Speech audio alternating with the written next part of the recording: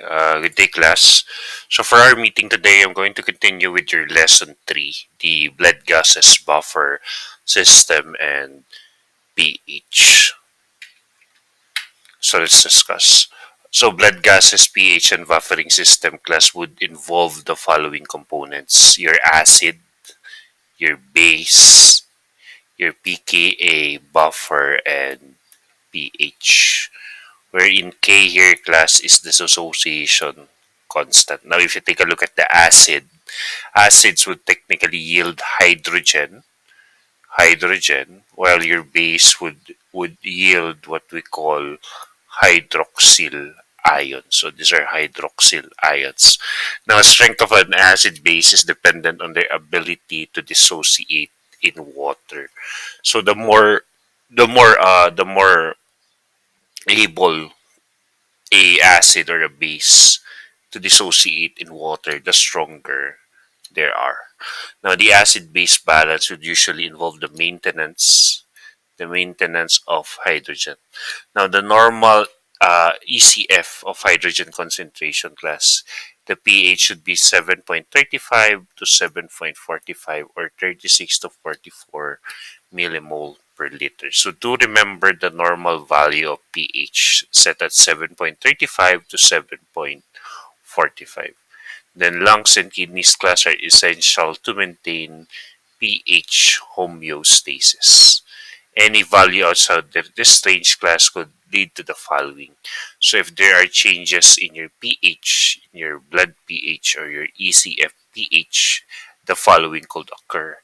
There would be alterations in your consciousness, neuromuscular irritability, tetany, coma, and worst case, death. Now let's talk about the blood buffers. Now blood buffers would involve different substances. The first one would be your bicarbonate. Now please take note class that the short form is written as HCO negative 3. Then we also have H2CO3 or known as your carbonic acid. So this is written like H2CO3. So HCO negative 3 or minus 3 is your bicarbonate, while your H2CO3 is known as your carbonic acid. Now, bicarbonate class is a major extracellular factor. It has a pKa of 6.21. Now, carbonic acid is a weak acid class. This is a weak acid. Thus, it does not dissociate into hydrogen and bicarbonate completely. So remember that class that carbonic is a weak acid, and as mentioned earlier, the stronger for a acid or base to be very strong, it has to be able to dissociate immediately in water. But since carbonic acid is a weak acid is that it does not dissociate into hydrogen and bicarbonate completely. Then there are also your plasma proteins. Now, plasma proteins class are your albumin and your globulin. They have a buffering capacity because of their charges. Then there's your hemoglobin. Now, hemoglobin class is considered an effective buffer because it has the ability to offload oxygen and combined with carbon dioxide. If you still remember in your hematology, one function of your hemoglobin class is that it would transport oxygen to the muscles and it would carry carbon dioxide away from the muscles and to be exhaled in the lungs. Then you have your inorganic phosphate, which is involved in the exchange of sodium ion in the urine. Now take note class that the effectiveness of a vapor depends on the pKa and pH of the environment. Now let's talk about how our body regulates acid-base balance. Now, one important organ, one important organ involved in the regulation of acid-base balance class is the lungs. The lungs class is responsible for the retention or elimination of carbon dioxide, changing the rate and volume of inhalation. So when we inhale class, oxygen is brought to the lungs. The inspired oxygen will diffuse from the alveoli into the blood. So when we inhale class, oxygen will go to the lungs. Once inside the lungs class, it would now go through the alveoli. These are the small branches of the lungs. And from the alveoli, oxygen would now go to the blood, and in the blood class, they would now be bound to hemoglobin, forming your so-called oxyhemoglobin. Now, the hydrogen carried by the reduced hemoglobin will combine with carbonate to form carbonic acid, which will dissociate into water and carbon dioxide. Carbon dioxide will be released through exhalation and inhalation. So let's repeat this class, itong second to the last statement. Here class, once the oxygen has binded the hemoglobin, the reduced hemoglobin will combine with bicarbonate. Magpo-combine siya sa bicarbonate nyo class to form carbonic acid. Now, itong carbonic acid na to will be turned into water and carbon dioxide. So that's how your oxygen. So your oxygen first needs to combine with your hemoglobin, forming oxyhemoglobin. Now, itong oxyhemoglobin na to class will now combine oxyhemoglobin will now combine with your bicarbonate. And once that happens, class, the oxyhemoglobin will dissociate, will form carbonic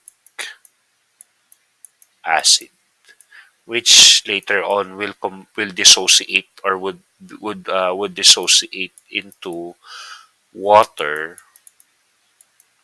and CO2. And yung CO2 na yon, yung carbon dioxide then will be released through exhalation and ventilation. So ito siya class. Oxygen plus hemoglobin will form oxyhemoglobin. Oxyhemoglobin plus bicarbonate will form carbonic acid. Now, carbonic acid would dissociate into water and carbon dioxide. Now, another important organ is the kidneys. Now, secreting acid and reclaiming bicarbonate from the glomerular filtrate. So, this is responsible for secreting acid and reclaiming bicarbonate. So, it's very important, class, that there's a balanced bicarbonate.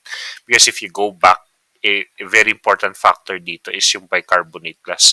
Kasi without bicarbonate, you wouldn't be able to form carbonic acid. And if there's no carbonic acid, class, there's no carbonic acid, you will not be able to expel carbon dioxide. So what the kidneys do is that they would secrete acid and they would reclaim bicarbonate. Now, acid excretion, class, is equivalent to generation of alkali or the absorption of bicarbonate. Now, the main site of bicarbonate reabsorption, class, please take note, is the PCT or the proximal convoluted tubule. Now, urine loss of bicarbonate from the glomerular filtrate, class, when there is, let's say, no reabsorption, would lead to excessive acid gain in the blood. So let's in the case, class, that the patient has a kidney problem, there would be urine loss of bicarbonate. And because of that, there would be excessive acid gain in the blood. Pag sinabi mong excessive acid gain in the blood, the pH of the blood would become too acidic. Now, this is a sign wherein the glomerular filtrate has the same carbonic acid level as the plasma. So, pareho sila. Now, acid is excreted in the form of ammonium and titratable acid. Ammonium ions are non-toxic ionized form of ammonia. So acid, so the kidneys, class, please take note. Pag acid in your quiz, what form of acid? What is the form of acid that is excreted by the kidney or secreted by the kidney? It's in the form of ammonium and titratable acid. Now, hydrogen ions excreted by direct excretion and indirect disposal, excreted by the kidney in the form of ammonium ions. Now, bicarbonate concentration is under renal control. Kidney functions for the regulation of carbonic acid and the rate of urinary excretion of carbonic acid. Then 50 to 100 millimole per liter of acid must be excreted daily. Another regulator of acid-base balance class is the peripheral tissue. So carbon dioxide is an end product of aerobic metabolism. It easily diffuses out from the tissue to the plasma to the RBC and surrounding capillaries. So take note of this class. It easily diffuses out from the tissue to the plasma to the RBC and surrounding capillaries. In the plasma, carbon dioxide in small amounts will physically dissolve or combine with protein to form what we call a carbamino compound. Majority of carbon dioxide will combine with water to form carbonic acid inside the RBC. This acid class will dissociate immediately into hydrogen and bicarbonate. The enzyme responsible for this class is your carbonic anhydrase CCAH, which acts as an accelerator for this process. CAH is found inside the RBC. In peripheral tissue, there is an increased bicarbonate concentration. So, this occur class, let's say, nag-exhale ka na broken down na si carbon dioxide. Now, what happens here is that carbon dioxide gas would attach to water. Now, due to the help of the enzyme, this is inside the RBC, sa loob ng RBC to. Due to the help of the enzyme carbonic anhydrase, it would hasten the reaction forming what we call carbonic carbonic acid. And again, kapag acid, di ba, nag-dissociate siya into hydrogen and bicarbonate. So, carbonic acid class would now be degraded or dissociated into hydrogen and bicarbonate. Now, another important factor here is yung chloride shift. Now, chloride shift refers to the diffusion of bicarbonate into the plasma and diffusion of chloride in the RBC.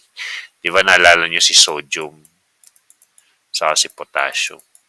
So, pag si potassium lalabas sa ECF, papasok naman si sodium sa cell. So, what happens also here is yung sa chloride shift naman, si bicarbonate located would go outside class sa ECF, tapos si chloride naman papasok siya sa RBC. Now, then the mediators would be the plasma proteins and plasma buffer. Now, chloride shift is responsible to maintain electroneutrality, balance or equal number of anions and cations on either side of the RBC, either ICF and ECF or inside and outside the RBC. Involves sodium, potassium, and chloride. Now, diffusion of bicarbonate into the plasma, ECF, and diffusion of chloride into the RBC, in ICF, this is done along with hydrogen ions to maintain pH. Again, chloride class is the major extracellular anion. In normal conditions, it is the major anion of the ECF. If bicarbonate is needed in the ECF, chloride will enter the RBC. They will exchange. So, yun yung chloride shift nyo class.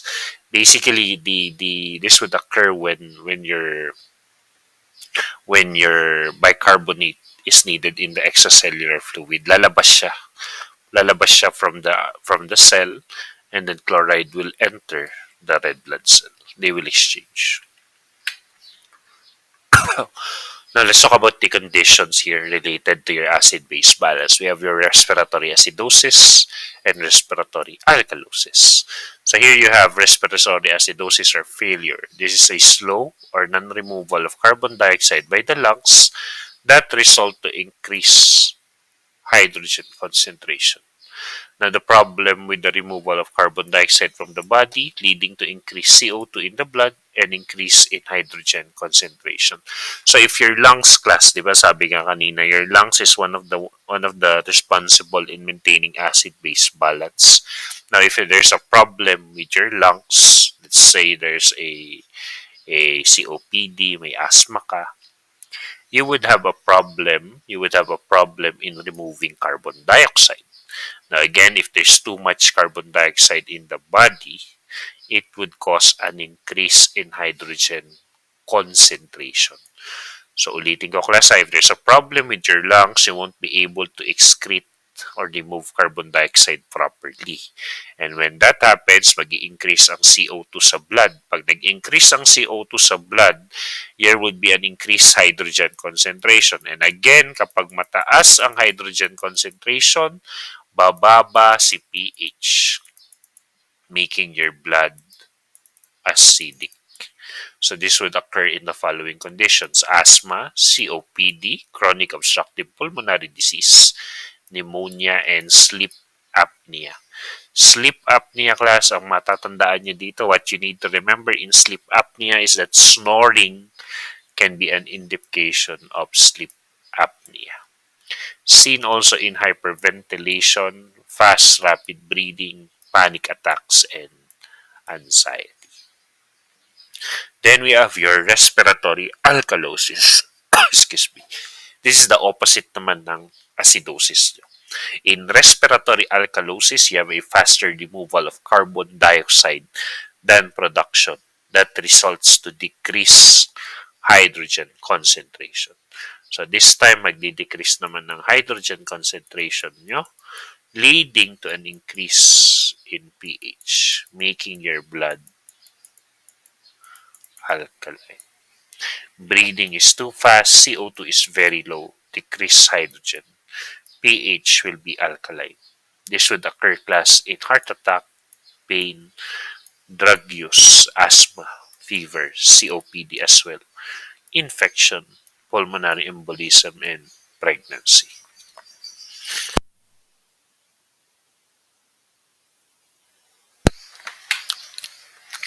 Then we have your plasma and urine bicarbonate. So increased bicarbonate class is usually seen in IV infusion of lactate, acetate, and bicarbonate. Decreased bicarbonate is seen in the use of diuretics, reduced reabsorption, and chronic nephritis.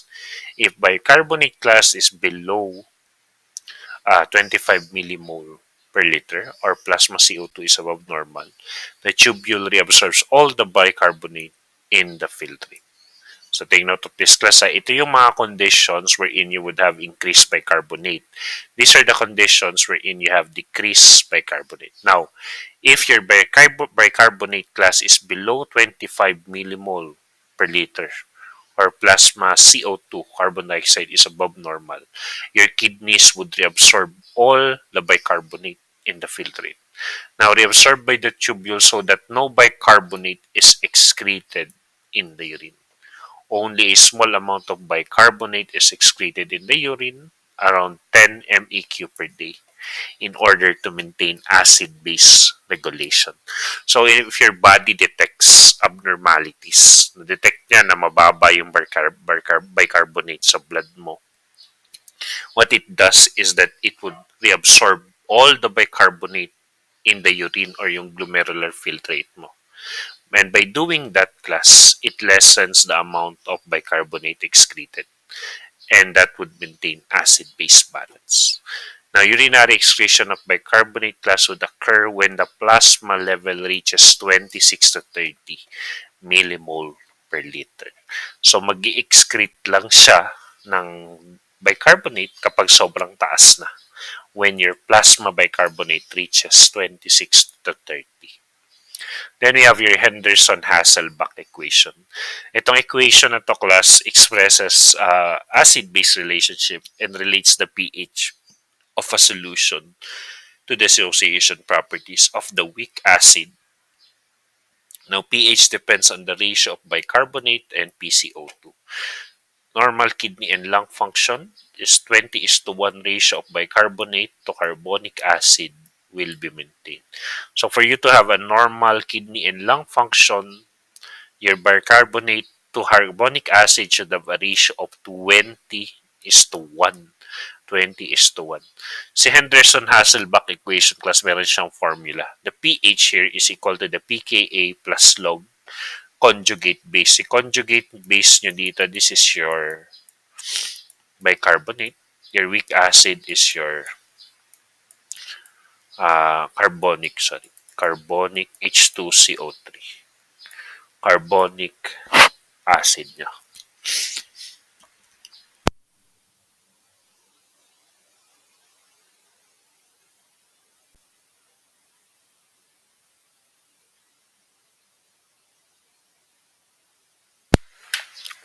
Now, what are the parameters in assessing acid-base balance? So I want you to remember this, class.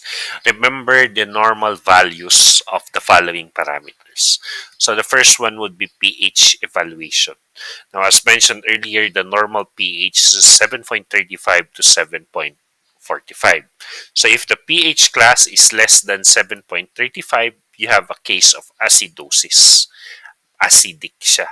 If it's greater than 7.45, it's alkalosis.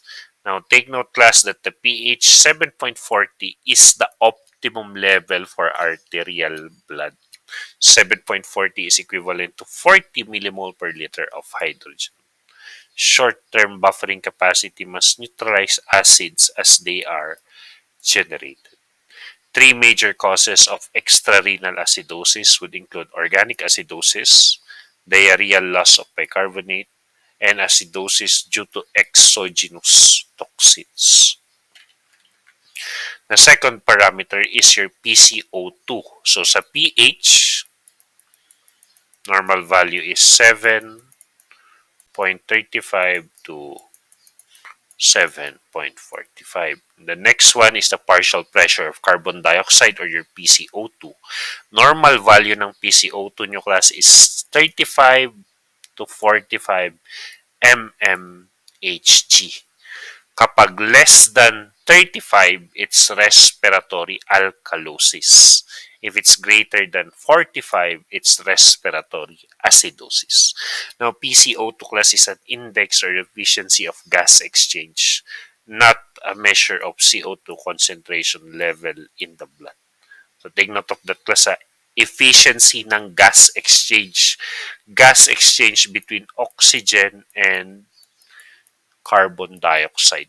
So pag normal ang PCO2 mo, normal yung exchange ng oxygen to carbon dioxide. This is not a measure of carbon dioxide concentration in the blood. Now, pH regulation is retention or elimination of carbon dioxide. When whole blood carbon dioxide dissolves CO2 plus carbonic acid plus bicarbonate. So take note of the total carbon dioxide, class. Total carbon dioxide is composed of dissolved CO2, carbonic acid, and bicarbonate. Increased PCO2, class, is seen in illicit drugs and alcoholism, whether short-term or long-term.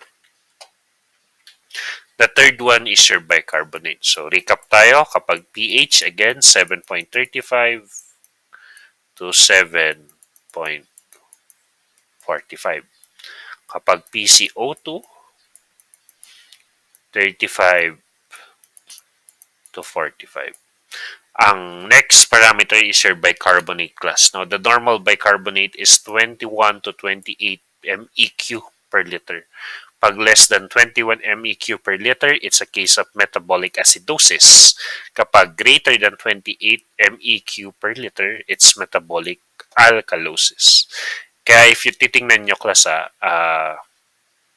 sa pH nyo, kapag less than 7.35, acidic. Kapag bicarbonate nyo, less than 21, metabolic acidosis. Pero, when it comes to your PCO2, for it to become greater than 45 is the respiratory acidosis. So, siya lang yung baliktad, class. Kapag mas mataas ang PCO2, acidic siya. While for pH and bicarbonate, The lesser than normal is acidic. So pareho sila. So yan yung tandaan nyo. Ulitin ko, if it's pH and bicarbonate, the lesser they are, the lesser their value are, the more acidic they become, or acidic yung reaction. But if it's PCO2, the greater the value above normal, dun siya nagiging acidic. Now, kidneys would excrete acid, ammonium ion, and reabsorb bicarbonate. Then the last one is your PO2, or your partial pressure of oxygen. Partial pressure of oxygen is 81 to 100 mm mercury. Less than 81 is equal to metabolic acidosis. Greater than 100 is metabolic alkalosis. Now, there are three levels of hypoxemia wherein your partial pressure oxygen is decreased.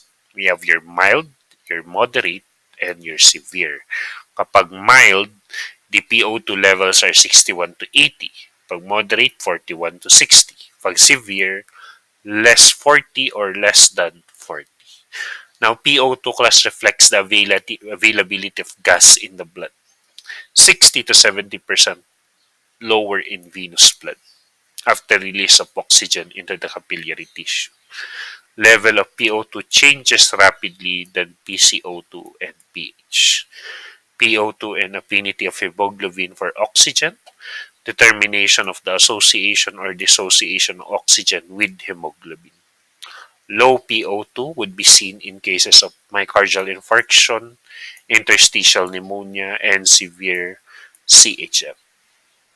At higher altitudes, lower arterial PO2. So at high altitudes class, you need to perform what we call acclimatization, wherein your lungs would be able to adjust to the low oxygen level.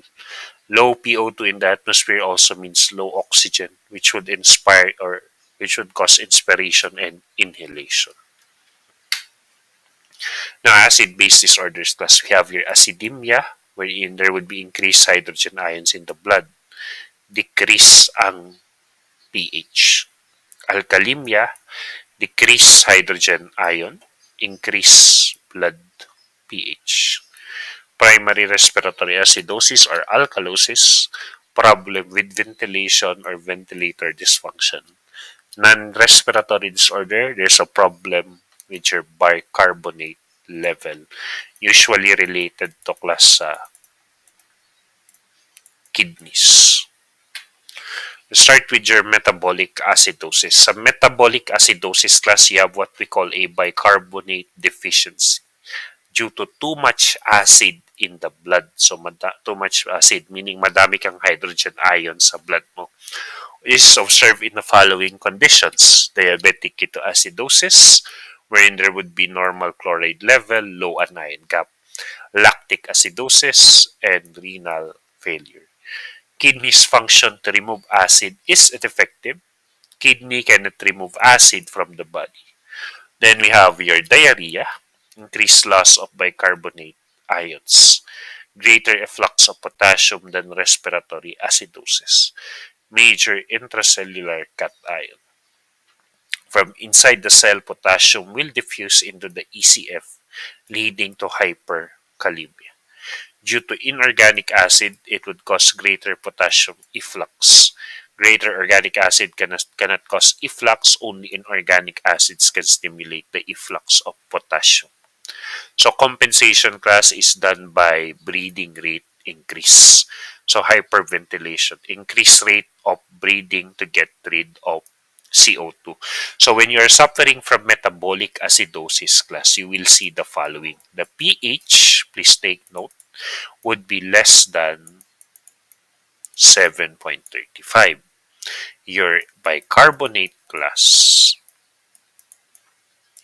would be less than 21. Now, to compensate or to fix this, there would be hyperventilation, increased rate of breathing to get rid of carbon dioxide. Compensation is completed within 12 to 24 hours. After compensation, you would see low HCO3, low PCO2, and a pH of less than 7.4 or less than 7.35. So for it to be compensated, bababa si PCO2 nyo, class. Bababa si PCO2 nyo. PCO2 drops to 1 to 1.13 millimole mercury per MEQ per liter, fall in bicarbonate. Hyperkalemia and hyperchloremia, hyponatremia would also be seen. So you would have increased potassium, increased chloride, and low sodium. Chloride could also be normal to elevated. Potassium increases, chloride increases, sodium decreases gradually. The second condition is metabolic alkalosis, bicarbonate excess, observed in vomiting. Greater loss of chloride in the stomach when vomiting. Compensation, breathing rate decreases. So in metabolic alkalosis naman, class, you would see a pH of greater than 7.45, bicarbonate of greater than 28. And after compensation, or to maintain the balance, you would see high PCO2, PCO2. Hypokalemia and hypochloremia and hypernatremia. So you would see low potassium, low chloride, and high sodium. Then we have your respiratory acidosis, excessive carbon dioxide accumulation. Lungs cannot remove excess carbon dioxide in the body, causes the decrease in blood pH, acidic pH in other body fluid, seen in COPD, myasthenia gravis, CNS disease, drug overdose, botulism, stroke, myxedema, and pneumonia. Myasthenia gravis, class, take note, is the partial paralysis of the accessory muscle for breathing, so that carbon dioxide is not normally excreted efficiently. Botulism, class, is your muscle paralysis leading to abnormal breathing. Compensation, kidneys would retain bicarbonate. After compensation, you would see high PCO2. So, ang makikita mo dito, class, your pH, class, would be less than 7.35 kasi acidosis siya. Since this is respiratory, you would focus on PCO2. PCO2, class, would be increased. Diba sabi ko, baliktad sila. They are opposite sa pH. So, the higher they are, the more acidic they are. So, PCO2 would be greater than 45. So, you would have high PCO2, high bicarbonate at the compensation. So, pag na-compensate na siya, you would see a high bicarbonate, usually greater than 28. Restriction of sodium chloride intake during recovery of chronic respiratory acidosis results in the maintenance of a high serum bicarbonate. Then we have your respiratory alkalosis, so excessive carbon dioxide loss observed in anxiety, severe pain, aspirin overdose, hepatic cirrhosis, gram-negative sepsis, salicylate, and progesterone drug. Blood pH tends to be extremely high when respiratory alkalosis occurs. Chronic respiratory alkalosis can also be present during pregnancy. Compensation, class, is decreased absorption of bicarbonate. So in respiratory alkalosis, class, you would see a pH of greater than 7.45, a PCO2 of less than 35. Then if it's being compensated, you would see a low bicarbonate. Diba ang normal value 21 to 28, so it would be less than 21. There would be low potassium, hypokalemia, low chloremia or low chloride, and hypernatremia, increased sodium.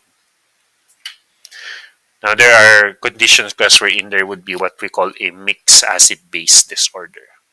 present with one obvious disturbance with what appears to be an inappropriate compensation. Condition in which two or more primary acid-base disorders would coexist, respiratory and metabolic acidosis. When two disorders influence the blood pH in opposite direction, the blood pH will be determined by the dominant disorder. If PCO2 and bicarbonate have changed in opposite directions, the presence of a mixed acid-base disorder is certain. Lung compensation is an immediate response, short-term and incomplete. Renal compensation, however, is a slow response, long-term and also complete. Now, in the laboratory class, there's what we call an acid-base analysis. Now, we are not allowed to do this because this would use arterial blood. So, hindi tayo nagpa-perform ng arterial blood puncture. Medtechs are not allowed to do this. Only the physician or yung mga respiratory technologies. Now, specimen use is arterial blood. Now, the syringe and needle for arterial blood class must be pre-heparinized. So, dapat may heparin sa loob. You cannot use butterfly set because it has a long tubing. Therefore, there will be a long travel of blood to the syringe, causing or affecting exposure to oxygen and to carbon dioxide. Now, the liquid form of heparin is not recommended. So, dapat powder form because it can be fully removed from the side of the syringe in case of too much concentration, leading to an overdilution of the sample. So, best anticoagulant for blood gas analysis is your heparin with the correct ratio of 0.05 ml of heparin. More anticoagulant, PCO2 will be abnormally elevated. So, kung na-dilute mo yung sample, if you have too much anticoagulant, PCO2 would be abnormally elevated. Any air trap in the syringe should be immediately expelled at the completion of the draw. Arterial and venous blood differ in pH, PCO2, and PO2. Specimen consideration class, avoid prolonged standing. If the specimen is allowed to prolong stand, pH and PO2 is decreased. PCO2 is elevated. Take note class that the samples for acid-base analysis should always be chilled. So, dapat naka-chilled siya to prevent oxygen consumption by the RBC. If RBCs will consume oxygen, there will be the release of acidic metabolite and pH will be altered. Avoid use of excess heparin. Most common error for this procedure is that the collector is not aware of the amount of heparin needed. Avoid lower temperature caused by increased oxygen solubility in blood. Do not leave the sample in open air. Avoid delay in analysis. Examine as soon as possible. Any delay can cause decreased pH because of glycolysis. So let's have your sample problem. So here's a sample problem. Let's discuss them one by one. So whenever you encounter a problem regarding this class, you need to analyze each parameter. So starting from pH, PCO2, bicarbonate. What you need to remember here is that you need to know the normal, the reference value. So sa pH, lista muna natin. Sa pH, the normal reference value is 7.35 to 7.45. Sa PCO2, 35 to 45. So bicarbonate, it's 21 to 28. So identify kung increase or decrease siya. Sa pH dito, sa number 1, it's 7.23. So this is decrease. Si PCO2 is 60, increase. Si bicarbonate nyo is normal. So if you have a low pH, again, this is acidic. Pag mataas ang PCO2 nyo, abnormal ng PCO2 nyo, there's a respiratory problem. And again, kapag mataas ang PCO2, this is a case of respiratory acidosis. Respiratory acidosis. Now, sa second naman, Sa pH again, bababa. PCO2 naman this time class is normal. But your bicarbonate, take note, is 17. Normal value, 21 to 28. Mababa din. So kung mababa pareho, acidic, then may problem sa bicarbonate. This is a case of metabolic. So you have a case of metabolic acidosis. Then dito naman, pH is increased class. PCO2 is decreased. Bicarbonate is normal. So if the pH is increased, this is a case of alkaline alkalosis. And again, if there's a problem with your PCO2, there's a problem in the respiration. So this is a case of respiratory alkalosis. And then same then, last problem, mataas si pH, normal si PCO2, mataas si bicarbonate. Therefore, this is a case of metabolic alkalosis. So, ganun siya. Now, here's another problem. So, a patient's arterial blood gas measurement read at a pH of 7.48, PaCO2 is 31, and bicarbonate is 20. So, how would you interpret this? So, again, ilista nyo muna class yung normal value. pH 7.35 to 7.45. PCO2 35 to 45, and bicarbonate 21 to 28. So if we try to here's the guide. So check the pH to determine if you have acidosis or alkalosis. The normal range for pH is 35 to 45. So since this is 7.48, out of range siya. Mataas siya class. Therefore, this is on the alkalotic side, alkalosis. We have alkalosis. Next, you need to identify if the problem is metabolic or respiratory. Check the PaCO2. The normal range for PaCO2 is 35 to 45. Since PaCO2 here class is 31 millimeter mercury, out of range siya. Mababa siya, therefore, alkalotic siya, which is the same direction as PaCO2. We now know, class, this is a problem on the respiratory system. Therefore, we could interpret this as respiratory alkalosis. Now, dito papasok yung compensation na sinasabi ko. Now, you need to check if there is compensation. Because it's respiratory alkalosis, it's the metabolic system that would be compensating. Again, class, kapag may problema sa lungs, it's the kidney's responsibility to compensate. Pag may problema sa kidney, it's the lungs that will compensate. So then, since this is a problem with the lungs, it's the kidney. So you need to check for the bicarbonate. Check for the bicarbonate if there is compensation. Again, the normal range for bicarbonate is 21 to 28. 21 to 28. Sadly here, class, the bicarbonate is 20, which is out of range sa acidic side. This means that there is metabolic compensation. So, nagko-compensate siya. Kaya siya mababa kasi kino-compensate niya. Di ba? Pag nagko-compensate ka sa isang bagay, naglo-lower yung value mo kasi nga may kinukuha sa'yo.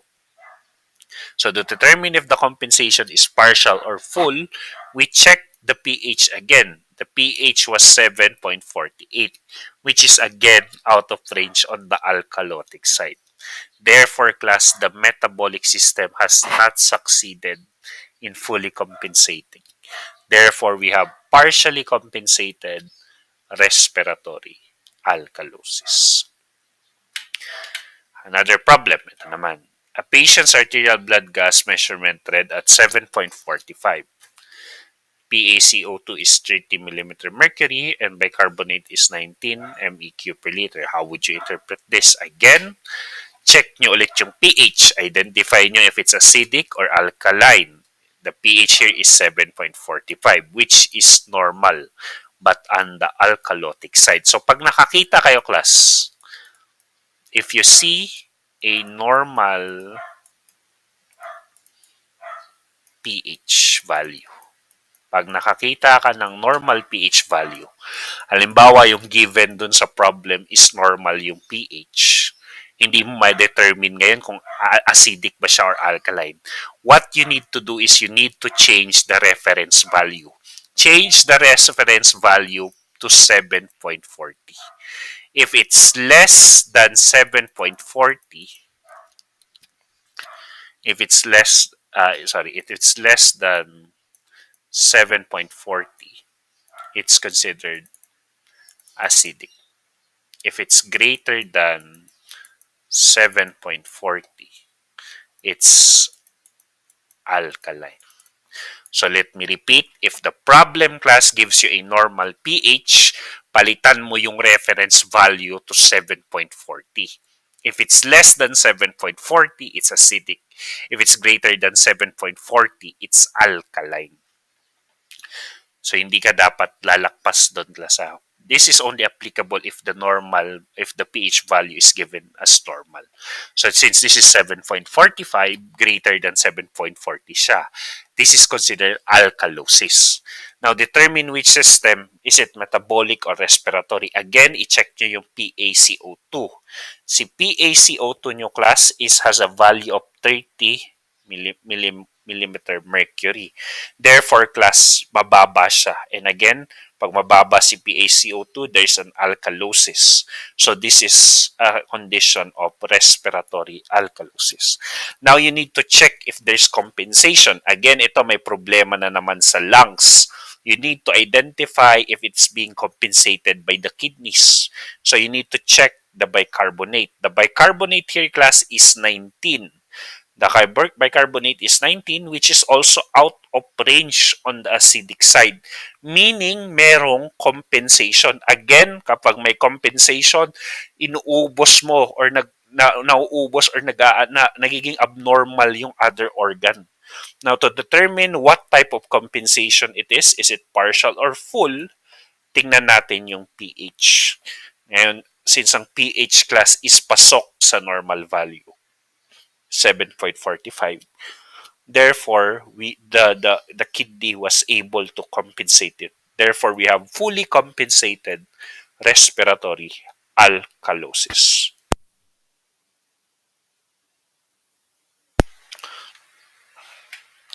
One more problem. This one. A patient's arterial blood gas measurement read at 7.32. PaCO2 of 40 millimole mercury and bicarbonate of 16 MEq per liter. How would you interpret this? So again, check the pH class. So si pH is 7.32, mababa. This is a case of acidosis. Next, check for the PaCO2. The PaCO2 is 35 to 45. Normal siya, class normal. So if the normal ang PaCO2 mo, check mo ngayon yung bicarbonate. Bicarbonate is 16, lower, mababa. Therefore, you have a condition of metabolic acidosis. Now, you need to check naman next if it's being compensated. Again, kapag may problema naman ang kidneys mo, may metabolic condition ka, the lungs will compensate. So, you need to check the PaCO2. Sadly, PaCO2 is normal. 40 Pasok siya, class, normal siya. And if it's normal, it means there is no compensation. Therefore, we have a case of uncompensated metabolic acidosis. Now, here are your references, class. So that ends lesson 3. Thank you.